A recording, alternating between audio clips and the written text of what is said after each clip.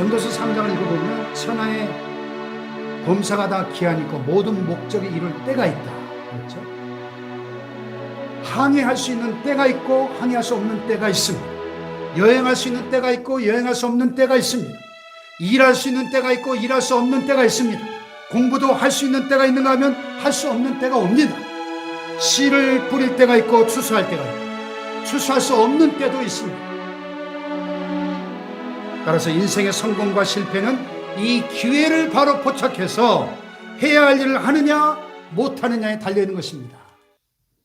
벌써 10월의 마지막 주일입니다. 2022년도 이제 2달밖에 남지 않았습니다.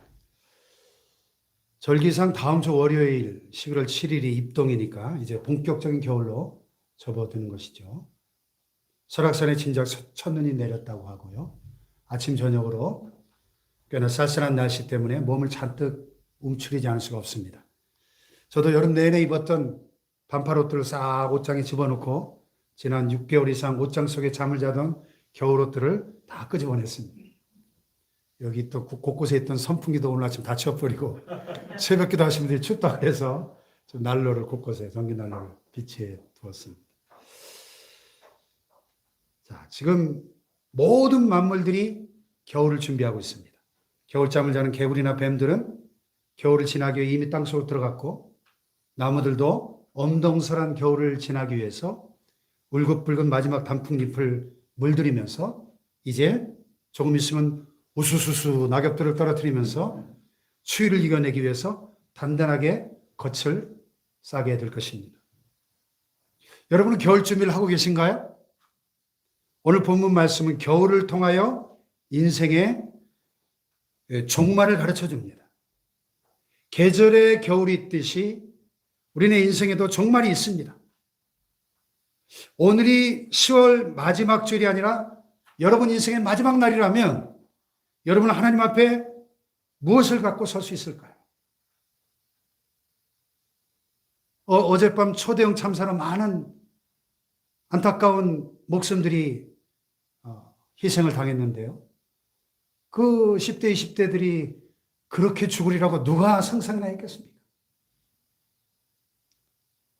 우리 충청도 분들이 좀 느리고 여유가 있어서 죽는 것도 천당 가는 것도 천천히 갈 것 같다고 어떤 사람이 농담을 했더니 아니라고, 죽음에 관해서는 충청도 사람이 제일 빠르다고, 경상도 사람들 세상 떠나신 분을 가리켜 고마 돌아가셨다 아닙니까? 하는데 전라도 사람들은 아따 돌아가 버리셨단께 합니다. 그런데 우리 충청도 사람들은 한마디로 끝내버리죠. 네? 뭐라 그러죠? 가슈. 너도 가고 나도 가고 빠른 사람도 가고 느린 사람도 가고 우리 모두 다 가게끔 되어 있습니다. 오늘 우리가 10월의 마지막 주를 맞이하면서 인생의 마지막을 준비하는 지혜를 배울 수 있기를 바랍니다. 아멘. 그래서 오늘 설교 제목이 겨울 전에 어서 오라. 한번 같이 해볼까요? 겨울 전에 어서 오라. 미국 펜실베니아에서 40여 년 동안 한 교회를 섬긴 맥카튼이라는 유명한 목사님이 계셨는데 그분은 매년 연말이 되면 이 본문을 가지고 인생의 겨울이 오기 전에 라는 똑같은 제목의 설교를 하셨는데 이 설교를 하는 주일이 되면 그 지역 주민들이 입추의 여지없이 예배당에 몰려와서 그 유명한 설교를 듣곤 했다고 합니다. 오늘 말씀은 이제 나이 70을 바라보는 노사도 바울이 월동 준비를 하고 있는 모습입니다. 젊은 청년들 말보다는 경험 많은 장년들의 말이 더 지혜로운 법이고 또 장년들의 말보다는 오랫동안 인생의 연륜이 쌓이신 연세 많은 노인분들의 말이 훨씬 더 깊이가 있죠. 그래서 하나님은 레위기 19장 32절에 보니까 너는 샘머리 앞에서 일어서고 노인의 얼굴을 공경하며 내 하나님을 경외하라. 나는 여호와이니라. 아멘. 아멘. 그런데 노인들의 말보다 더 심각하고 더 깊은 말씀이 있습니다. 그것은 사람이 죽을 때 하는 말이죠. 새는 죽을 때 그 울음이 구슬프고 사람은 죽을 때 그 하는 말이 진실하다. 그런 말이 있습니다. 죽음을 앞둔 분이 남기는 마지막 유언, 그것은 정말 진실되고 깊이가 있습니다. 아멘. 아멘. 바울은 주님의 복음을 전하는 사명을 위해서 일평생 결혼도 하지 않고 오직 복음을 증거하다가 머리가 휘어지고 이제는 언제 죽을지 모르는 감옥에 갇혀서 겨울을 맞이하고 있습니다. 이제 자기 삶을 정리해야 할 그 순간이 서서히 다가옴을 느꼈습니다. 계절도 겨울을 맞이하고 인생도 겨울을 맞이한 것이죠. 그래서 점점 차디차지는 날씨에 싸늘한 감옥에서 한기를 느끼며 추위에 떨면서 자신의 마지막 순교의 순간을 바라보면서 마지막으로 믿음의 아들 디모데 목사에게 편지를 쓰고 있는 것입니다. 지금 그는 자기의 죽음을 직감하고 있습니다. 그래서 디모데후서 4장 6절 이하에 보면 그 유명한 말이 나오죠. 전제와 같이 내가 벌써 부어지고 나의 떠날 시각이 가까웠도다. 나는 선한 싸움을 싸우고 달려갈 길을 마치고 믿음을 지켰으니 이제 후로는 나를 위하여 의의 멸관이 예비되었으므로 주 곧 의로우신 재판장이 그날에 내게 주실 것이며 내게만 아니라 주의 나타나심을 사모하는 모든 자에게도니라. 아멘. 그래서 전제라고 하는 것은 구약에서 하나님께 제물로 드리는 어린 양을 제단 위에다 올려놓고 불사르기 직전에 맨 마지막으로 그 제물 위에다가 포도주를 붓던 의식을 말합니다. 그러니까 전제와 같이 내가 벌써 부어지고, 이 말은 이제 자신의 생명을 순교의 제물로 하나님의 제단 앞에 이미 쏟아부어드렸다, 그런 뜻이죠. 또 여기 나의 떠날 시각이 가까웠도다, 이 표현도 문자적으로 선원이 배 정박지에서 떠나거나 군인이 막사를 떠나는 것, 이런 뜻입니다. 이런 표현은 고대 사회에서뿐만 아니라 오늘 우리 사회에서도 흔히 그러하듯이 인생의 종말, 죽음을 비유적으로 나타내는 표현이죠. 그래서 이 본문의 바울의 편지를 간단히 요약하면 이런 말입니다. 디모데야, 넌 어서 속히 내게로 오라. 사람들이 다 나를 버리고 떠나버렸고 누가만 그래도 나와 함께 있다. 올 때 마가를 데리고 와라. 또 올 때 들어와 가버의 집에 맡겨둔 내 겉옷을 가지고 와라. 특별히 가죽 종이에 쓴 성경을 가지고 오라. 내게 해를 끼친 사람들도 그들은 너에게도 해를 줄 테니 그들을 특히 조심하고, 그리고 복음을 전하는 일에 협력했던 사람들에게는 문안을 하고 와라. 어서 속히 오되 겨울 전에 빨리 와라. 겨울 전에. 지중해의 겨울이 찾아오면 모든 항해가 중단되어집니다. 항해가 중단되기 전에, 즉 기회가 지나가기 전에 어서 속히 오라 부탁하는 노사도 바울의 애절한 목소리가 들리는 듯합니다. 그렇습니다. 해마다 겨울이 찾아오고 누구에게나 인생의 겨울이 찾아옵니다. 겨울이 되기 전에 어서 오라 하는 것입니다. 이 말씀의 의미는 무엇일까요? 우리 모두에게는 인생의 겨울이 반드시 오는데 인생의 겨울이 오기 전에 해야 할 일이 있다는 거예요. 첫 번째로 환경의 겨울이 오기 전에 오라는 겁니다. 바울은 지금 계절적으로 겨울을 맞이하고 있지만 동시에 인생의 겨울이기도 합니다. 특히 환경의 겨울을 맞이하고 있습니다. 온 세상을 복음으로 변화시켜 보려고 발버둥을 치면서 목숨을 걸고 달려왔지만 지금 갇혀있는 로마 감옥은 인생의 겨울입니다. 특별히 주 64년에 그 정신병자였던 네로 황제가 자기의 시적 감옥을 불러일으키기 위해서 로마시의 화재를 일으키죠. 그 로마 대화재 사건으로 그 엄청난 로마시의 거의 절반 이상이 잿더미가 됐습니다. 밀란과 폭동이 일어나는 조짐이 보이니까 그 책임을, 성난 민심을 달래기 위해서 그 화재의 책임을 그리스도인들에게 뒤집어 씌워가지고 영화 코바데스에 잘 묘사된 것처럼 굶주린 사자밥이 되게 하고 가로수에다가 묶어놓고 기름을 부어가지고 화형을 시켜서 밤거리를 밝히는 가로등으로 삼는 이런 무시무시한 기독교 핍박 시대의 한복판에 있었습니다. 그때 기독교 최고의 지도자였던 베드로와 바울도 갇혀서 결국 순교를 당하죠. 환경이 엄동설한입니다. 지금 바울은 그보다 더 추운 겨울이 없을 정도로 혹독한 환경의 겨울에 복음을 전하다가 감옥에 갇혀 있습니다. 환경적으로 일할 수 없는 겨울이 오기 전에 주님을 위하여, 복음을 위하여, 영혼들을 위하여 일해야 됩니다. 할렐루야. 아멘. 지금 일하는데 아무 방해가 없다면 봄이고 여름이고 쾌청한 가을 날씨죠. 타이밍을, 시기를 놓치면 안 됩니다. 현재 지구상에는 자유롭게 복음을 전할 수 없는 나라들이 많죠. 저 북한이나 또 이웃 중국 같은 나라들, 공산국가들을 비롯해서 사우디아라비아 같은 근본주의 이슬람 국가들, 이란 같은 그런 나라들이 대표적인 경우입니다. 대한민국은 그래도 마음껏 복음을 전할 수 있는 자유가 있지 않습니까? 우리가 예수 믿으라고 길거리에서 아무리 큰 소리로 외치고 전도한다고 잡아가거나 교회를 폐쇄시키거나 그러진 않잖아요. 환경적으로 전도할 수 있을 때, 일할 수 있을 때 기회를 놓치지 말고 붙잡아야 됩니다. 살다 보면 환경이 겨울이 올 때가 있습니다. 겨울이 오기 전에 어서 오라. 바울은 우리에게 외칩니다. 아멘. 아멘. 특별히 여기 겨울 전에 오라 이 말은 기회가 지나가기 전에 오라 그런 말이에요. 기회가 지나가기 전에 꼭 해야 할 일이 있습니다. 인생이 뭔가? 인생은 곧 기회다.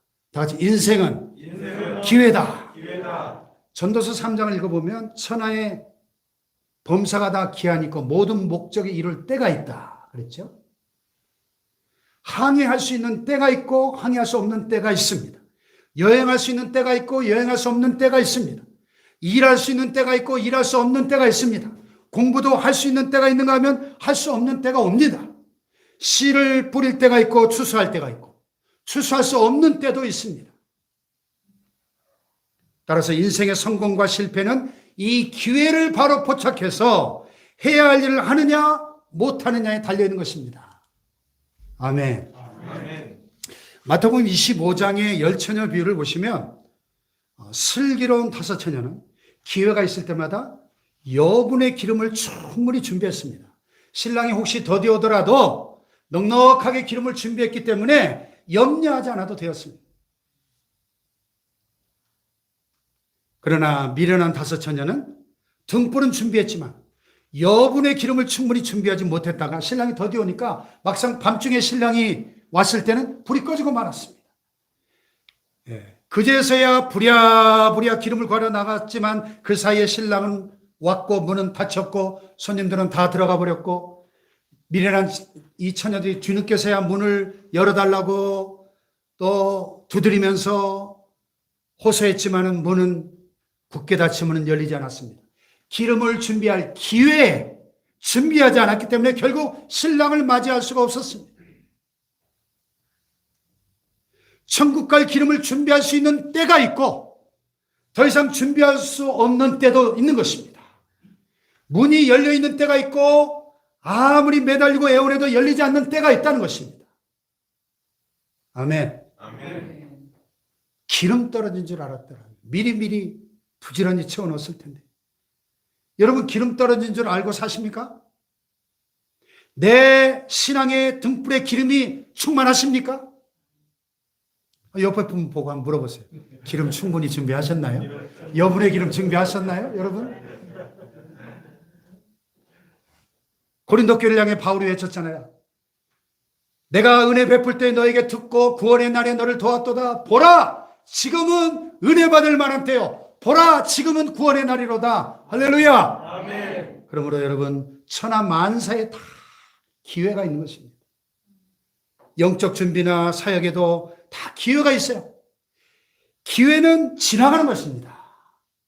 인생에 겨울이 오기 전에 마땅히 해야 할 일을 해야 합니다. 여러분 세상 일에만 동분서주하시는 사람분들 여러분 자신의 등불 기름을 점검하십시오. 은혜 받을 때 은혜 받고 믿음이 자랄 때 믿음이 성장을 해야 합니다. 아멘.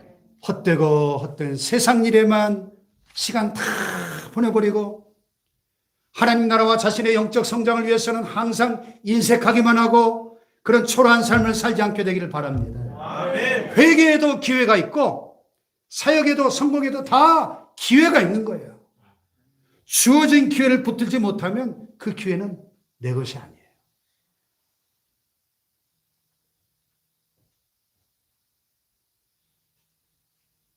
삼 년 전 성지순례 갔을 때 첫 번째 코스가 이곳이었는데 바울이 죄수의 신분으로 로마로 압송된 가이사랴, 지중해 가이사랴 항구. 이 절에 내려오는 초대교회 전승을 보면 디모데 목사는 겨울이 오기 전에 어서 오라고 하는 스승 바울의 그 간곡한 편지를 받고도 즉시 떠나지 못하고 교회에 쌓인 잡다한 일들 처리하다가 뒤늦게 지중해로 갔더니 이미 겨울 찬바람에 항해가 중단되고 말았습니다. 하는 수 없이 그 이른 봄에 스승을 찾아갔지만 바울은 이미 옥중에서 순교한 후였고 디모데는 스승의 무덤을 끌어안고 울고 또 울었지만은 후회와 한을 풀 수 없어서 천추의 한이 되었다고 합니다.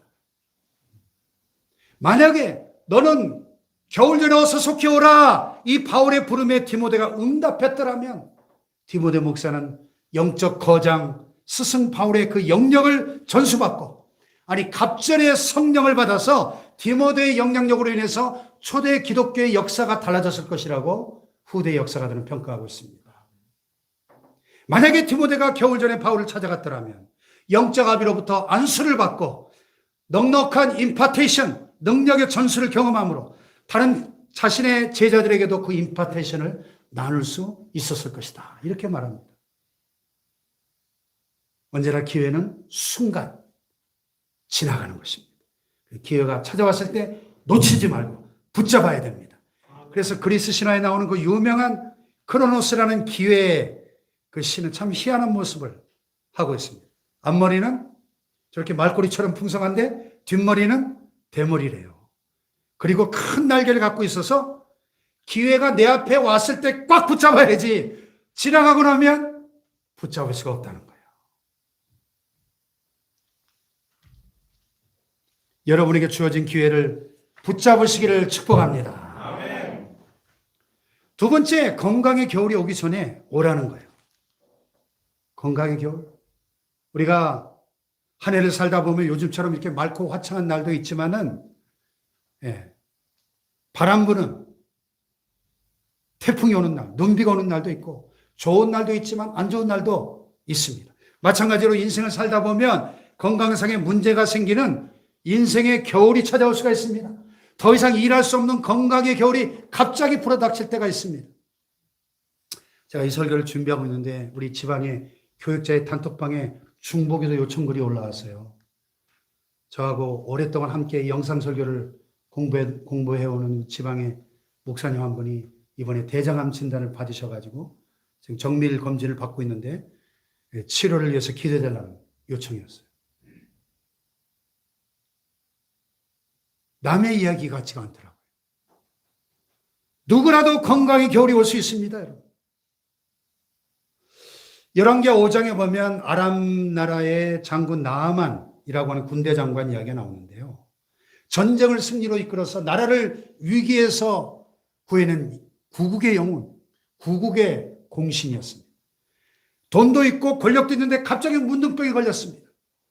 문둥병에 걸리면 당신은 불치병이고 전염성이 강한 병이기 때문에 즉시 격리시켰습니다. 살아있는 사람 장례식을 먼저 치르고 가정과 격리시켜 살게 한 겁니다. 요즘처럼 사회복지시설이 따로 잘 되어 있는 시대가 아니기 때문에 무덤에 있는 공동묘지가 살거나 동굴에 들어가 혼자 살아야 됐습니다. 이 문둥병에 걸린 사실을 알고 나아만이 얼마나 눈앞이 캄캄했을까요? 얼마나 절망적이었겠습니까? 다행히 그는 하나님의 사람 선지자 엘리사를 소개받아가지고 찾아가서 요단강에 7번 몸을 담금으로 놀라운 치유의 기적을 경험할 수 있었습니다. 할렐루야. 아멘. 건강의 겨울이 오기 전에 할 일을 하셔야 됩니다. 누구에게나 건강의 겨울이 옵니다. 누구에게나 일할 수 없는 겨울이 옵니다. 반드시. 바울은 지금 계절적으로 겨울을 맞이하고 있지만 인생의 겨울도 맞이하고 있습니다. 추운 겨울이 다가오니 외투를 갖고 오라 부터 하는 걸 보면 건강의 겨울도 오고 있음을 알 수 있습니다. 누구에게나 건강의 겨울, 인생의 겨울, 나의 겨울이 찾아오는 것입니다. 젊었어도 건강이 겨울인 사람이 있고, 늙었어도 건강은 여름인 분이 있습니다. 늙었다고 다 인생의 겨울은 아니죠. 우리 손자님 70을 바라보시면 얼마나 청춘 같으세요. 네. 일하지 못하는 건강의 겨울이 문제죠. 건강의 겨울이 오기 전에 어서 일해야 될 줄로 믿습니다, 여러분. 인생의 성공이 뭐냐? 유머에 재밌는 대답이 나와요. 10대에는 성공한 아버지 두었으면 성공. 20대는 학벌이 좋으면 성공. 30대는 좋은 직장 가졌으면 성공. 40대는 2차 쏠 수 있으면 성공. 50대는 공부 잘하는 자녀 두었으면 성공. 60대는 아직 직장에 다니면 성공. 70대는 건강하면 성공. 80대는 본처가 밥을 해주면 성공. 90대는 전화 오는 사람 있으면 성공. 100살에는요. 아침에 눈을 뜨면 성공. 건강할 때, 한 살이라도 더 젊었을 때 주님을 위해 일하셔야 됩니다. 주님께 귀한 것 드려 젊을 때 힘달아 구원의 갑주를 입고 끝까지 싸워라. 할렐루야. 건강의 겨울이 오기 전에 일하셔야 됩니다, 여러분. 할렐루야. 세 번째, 의욕의 겨울이 오기 전에 와야 합니다. 의욕의 겨울도 있어요. 만사가 귀찮아지고 의욕적으로 일하다가 모든 게 다 싫어지고 귀찮아질 때도 있습니다. 엘리야 선지자가 그랬죠. 바알과 아세라 선지자들 850명과 맞서서 850대 1의 어마어마한 영적 전투를 의욕적으로 싸워서 엄청난 승리를 거둡니다. 850명 그 거짓 선지자들을 다 죽였습니다.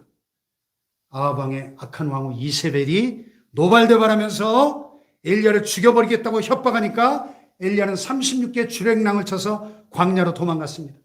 그리고 로덴나무 밑에 누워가지고 하나님께 하소연합니다. 하나님, 이제 넉넉하오니 나를 죽여주세요. 내 생명을 거둬주십시오. 더 살고 싶지 않습니다. 의욕이 상실돼서 초라해진 엘리야의 모습을 우리가 발견하게 됩니다. 아주 오래전에 조영기 목사님께서 이 본문 가지고 설교하시면서 엘리야의 우울증, 이런 제목으로 설교하셨던 엘리야의 우울증. 아니, 엘리야와 우울증이 어울립니까, 이 단어가? 불의 종, 위대한 하나님의 종 엘리야와 우울증이 안 어울리잖아요. 그러나 의욕의 겨울이 누구에게나 찾아올 수 있다는 것입니다. 모세도 그랬죠. 이집트의 왕자로 40살에 혁명을 일으켜 노예로 고통받는 민족을 해방시켜 보겠다고 의욕적으로 일했습니다. 동족을 학대하는 애굽인을 볼 때 그 자리에서 때려 죽일 정도로, 땅에 묻어버릴 정도로 의욕이 넘쳤습니다. 근데 이튿날 동족끼리 싸우는 걸 보고 말리니까, 야, 누가 너를 우리 재판관으로 세웠냐? 너 어제 애굽인 때려 죽이더니 오늘은 우리를 죽이려고 하냐? 그 어제 저지른 살인이 탄로나서 바로 왕의 귀에 들어갈 것이 두려워서 미디안 광야로 도망을 가가지고 모든 의욕을 상실하고 말았습니다.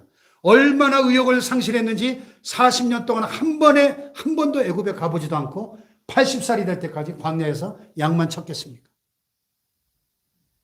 의욕의 겨울이 우리에게도 찾아올 수 있습니다. 의욕의 겨울이 오기 전에 일하셔야 됩니다. 아멘. 할렐루야. 아멘. 바울은 지금 감옥에서 이 편지를 쓰고 있는데, 내가 이제 감옥에 갇혔으니 끝장이다. 밖에도 겨울이고 내 인생도 겨울이다. 이제는 모든 것을 하나님께 맡기고 조용히 지내다 하나님 앞에 가야겠다. 이렇게 의욕의 겨울을 맞이하고 있습니다. 바울은 지금 인생의 겨울을 맞이하고 있는 것입니다. 환경의 겨울, 건강의 겨울, 의욕의 겨울을 맞이하면서 월동 준비를 하고 있습니다. 그래서 겨울이 되기 전에 어서 오라 말하는 거예요. 자, 그러면 바울의 월동 준비는 무엇이었을까요? 바울은 감옥에서 3가지 월동 준비를 하고 있는데, 본문 10절로 13절에 보면 다음과 같이 월동 준비를 하고 있습니다. 같이 한번 읽어볼까요? 시작. 데마는 이 세상을 사랑하여 나를 버리고 데살로니가로 갔고, 그레스게는 갈라디아로, 디도는 달마디아로 갔고, 누가만 나와 함께 있느니라. 네가 올 때 마가를 데리고 오라. 그가 나의 일에 유익하니라. 두기고는 에베소로 보내었노라. 또 책은 특별히 가죽 종이에 쓴 것을 가져오라. 자, 바울은 지금 세 가지 월동 준비를 하고 있습니다. 첫째는 인간관계 준비입니다. 인간관계가 복잡한 사람은 한겨울을 살고 있는 것입니다. 특별히 부부관계가 안 좋으면 혹한을 지내고 있는 것입니다. 교회 안에서도 성도끼리 사이가 안 좋으면 겨울 속에 살고 있는 거예요. 직장에서도 상관이나 부하나 동료, 부하 직원들과 관계가 안 좋은 것도 싸늘한 겨울을 지내고 있는 것입니다. 우리의 인간관계가 늘 여름날 그늘처럼 시원하길 바랍니다. 일하는 사람은 그릇을 깨트리는 것처럼 일하려고 하면 많은 문제가 생기게 되어 있습니다. 항구에 가만히 묶여져 있는 배는 풍랑을 만날 일이 없지만은 항해하는 배는 풍랑을 만나게 되어 있습니다. 여기저기서 열정적으로 일하던 바울은 이 사람의 사랑을 받기도 하고 저 사람의 미움을 받기도 했습니다. 이 사람이 죽이기 위해서 쫓아다니기도 하고 저 사람이 살려주고 숨겨주기도 했습니다. 얼마나 많은 경험들이 축적되어 있었겠습니까? 이 짧은 오늘 본문에 무려 17명이나 되는 사람들의 이름이 등장하고 있습니다. 이 사람들을 크게 분류해보면 네 가지 부류예요. 배반자, 동역자, 마음뿐인 자, 끝까지 협력자. 배반자 한 명이 10절에 등장하는데 데마. 그는 한때 바울을 도와서 함께 동역하다가 세상을 더 사랑하여 바울을 버리고 데살로니가로 떠나 신앙도 내던져 버리고 사업에만 몰두하던 사람이었습니다. 데마는 이 세상을 사랑하여 나를 버리고 데살로니가로 갔고, 또 한 명 14절에 등장하는 알렉산더인데 그는 데마보다 더 악질이죠. 바울에게 은혜 받은 다음에 변질돼 가지고 바울을 떠나서 욕하고 해를 끼치고 다녔습니다. 구리세공업자 알렉산더가 내게 해를 많이 입혔으며 주께서 그 행한 대로 그에게 갚으시리니, 주님께서 다 갚으실 것을 믿고 말없이 인간관계의 이 아픔들을 감옥에서 혼자 회상하면서 이 편지를 쓸 때 어쩌면 바울은 눈물을 흘리고 있었을지도 모릅니다. 데마와 알렉산더, 이 두 사람은 성경에 이렇게 실명으로 기록되어 있어서 세상이 끝나는 날까지 배반자의 대명자로 영원한 치욕의 사람으로 남게 될 것입니다. 두 번째는 동역자죠. 지금 바울이 감옥 안에 갇혀 있지만은 바울 대신 여기저기 파송이 되어서 복음을 전하는 그의 동역자들이 등장합니다. 그레스게는 갈라디아로, 디도는 달마디아에서, 두기고는 에베소에서 복음을 전하고 있었습니다. 바울은 이 동역자들의 희망을 두고 있었습니다.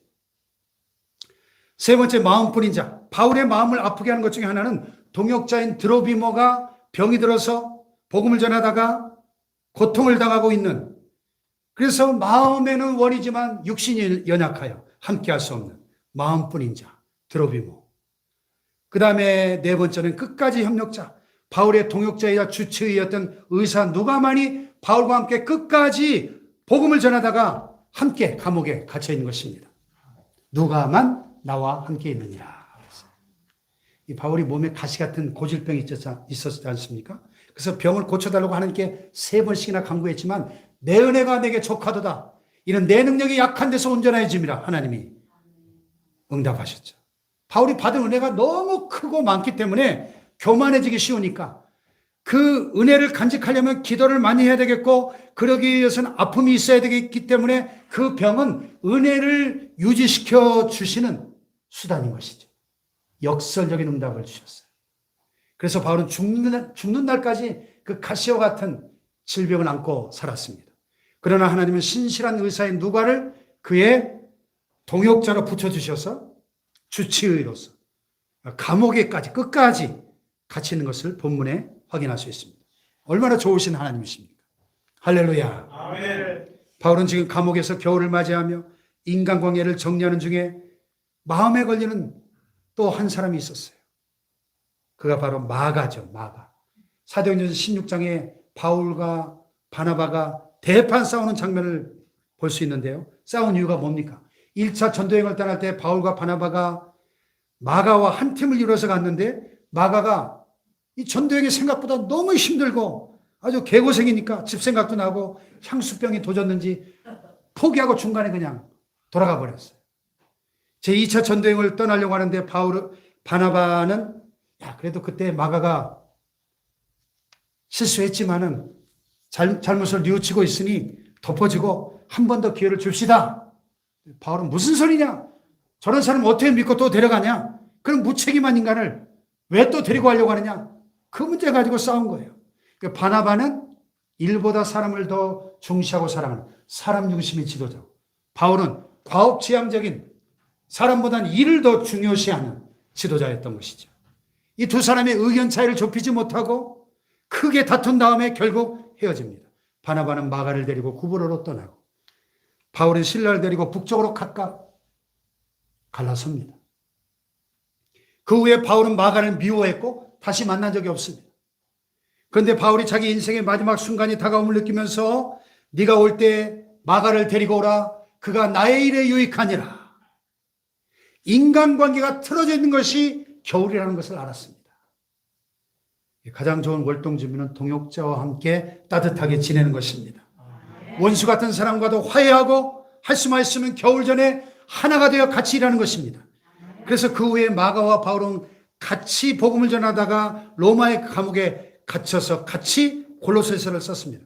골로새서 4장 10절에 보면 나와 함께 갇힌 아리스다고와 바나바의 생질 마가와 이렇게 나와요. 가장 좋은 월동 준비는 모든 사람들과 함께 따뜻하게 지내는 것입니다. 사람들과 함께 따뜻하게 지내는 것이 가장 좋은 월동 준비입니다. 모든 허물을 용서하고 덮어주고 미워하는 사람을 사랑하고 겨울을 맞이해야 됩니다. 인간관계가 좋은 것이 가장 아름다운 계절입니다. 그래서 바울은 겨울 전에 바울의 마음을 겨울로 만들었던 마가를 데리고 오라 이야기하는 것입니다. 두 번째로 바울은 월동 준비로 겉옷을 준비했습니다. 네가 올 때 내가 드로아 가보의 집에 둔 겉옷을 가지고 오라. 드로아 가보의 집은 바울이 스스럼 없이 드나들던 집이었습니다. 그 집에 있는 물건들도 바울이 자유롭게 쓸 수 있었습니다. 감옥에 갇히기 전에 그가 입고 다니던 외투도 그 집에 맡겨두었던 것 같습니다. 그래서 겨울 전에 그 외투를 가지고 오라 말합니다. 이 로마의 감옥은 노사도가 견디기 너무 추웠습니다. 겨울을 이기려면 겉옷이 필요했습니다. 그러나 외투를 가지고 오라는 이 말의 가장 큰 의미는 기도예요. 기도. 그 외투는 바울이 기도할 때마다 뒤집어 쓰고 기도하던 옷이었다고 합니다. 외출하려고 가지고 오라는 게 아닙니다. 누구에게 잘 보이려고 가지고 오라는 게 아닙니다. 항상 기도 많이 했던 바울은 겨울이 되면서 더 많은 기도를 하고 싶었습니다. 물론 몸을 따뜻하게도 해주는 옷이죠. 그러나 기도가 겨울을 이기는 가장 큰 무기라는 것입니다. 아멘. 할렐루야. 아멘. 바울은 감옥 안에서도 기도를 통해서 조금도 마음이 흔들리지 않고 이런 고백을 합니다. 본문 17, 18절에 다 같이 시작. 주께서 내 곁에 서서 나에게 힘을 주심은 나로 말미암아 선포된 말씀이 온전히 전파되어 모든 이방인이 듣게 하려 하심이니 내가 사자의 입에서 건짐을 받았느니라. 주께서 나를 모든 악한 일에서 건져내시고 또 그의 천국에 들어가도록 구원하시리니 그에게 영광이 세세무궁토록 있을지어다. 아멘. 어떻게 그 혹독한 계절의 겨울, 인생의 겨울을 바울이 이겨낼 수 있었을까? 주께서 내 곁에 서서 나에게 힘을 주셨다는 것입니다. 할렐루야. 아멘. 기도로 인생의 겨울을 이겨내시기를 축복합니다. 아멘. 마지막으로 성경 준비죠. 로마 감옥에서 월동 준비를 하면서 가죽에 쓴 것을 가져오라. 비블리온, 바이블입니다. 추운 겨울을 지내려면 능력이 필요한데, 그래서 겨울이 오기 전에 몰랐는데 추위와 폭풍 같은 싸늘함을 이기기 위해서 성경을 읽어야 되겠다는 것입니다. 또 책은 특별히 가죽 종이에 쓴 것을 가져오라. 겨울을 이기기 위해서 능력이 필요합니다. 능력의 원천은 성경입니다. 성경은 위대한 책입니다. 추운 겨울 성경을 읽으며 영역과 능력을 얻는 길이 가장 좋은 월동 준비입니다. 할렐루야. 이제 우리가 겨울을 맞이하며 얽히고 설킨 인간관계들을 다 정리하고 기도에 더 힘쓰고 성경을 더 많이 읽고 묵상하고 실천하는 삶을 통해 인생의 겨울을 따뜻하게 보낼 수 있기를 주님의 이름으로 축복합니다. 축원합니다.